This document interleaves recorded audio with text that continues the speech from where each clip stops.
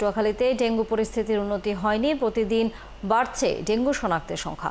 এর সাথে বাড়তি আতঙ্ক ছড়িয়েছে টাইফয়েড। স্বজনরা জানান, হাসপাতালে ভর্তির পরও পর্যাপ্ত সেবা পাচ্ছেন না রোগীরা, রয়েছে বেডের সংকটও। এদিকে ডেঙ্গু শনাক্তের ঊর্ধ্বমুখী থাকার হার অব্যাহত থাকার বিষয়টি স্বীকার করেছেন হাসপাতালের তত্ত্বাবধায়ক।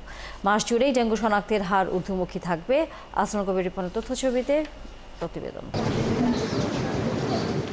পটুয়াখালী মেডিকেল কলেজ হাসপাতালে পুরুষ মেডিসিন ওয়ার্ডে ভর্তি নিয়াজের বাড়ি বাউফলের কাশীপুর গ্রামে। ঢাকায় একটি পাঞ্জাবি তৈরির কারখানায় কাজ করেন। সেখানে তিনি জ্বরে আক্রান্ত হন, পরীক্ষায় শনাক্ত হয় ডেঙ্গু। দেশে আইসি, তারপর আইয়া তোমার নিতে পটুয়াখালী ডাক্তার দিলাম। এই ডাক্তার এবার দেখে বাইরে এলাম, এই তোমার জ্বর অবস্থায় ডেঙ্গু জ্বর হয়েছে। অনেকে আবার ডেঙ্গু সন্দেহে পরীক্ষা করতে এসে টাইফয়েডে আক্রান্ত হয়েছেন। এতে দুশ্চিন্তা বেড়েছে রোগী ও স্বজনদের বেশিরভাগের অভিযোগ, ডেঙ্গুর টেস্ট, স্যালাইন ও ওষুধ সব বাইরে থেকে করাতে ও কিনতে হচ্ছে। বাথরুমের অবস্থা শোচনীয়, রয়েছে পানি সংকট। জ্বর আসছিল, পরে আমি যে সেন্ট্রাল মেডিকেল ডাক্তার দেখাইছি, তো তারপরে সাড়ে টেস্ট করানোর পরে এখন ডেঙ্গু ধরা পড়ছে। সব বাইরে থেকে কিনে আনি, কিন্তু এখানটা কিছুই দেয় নাই।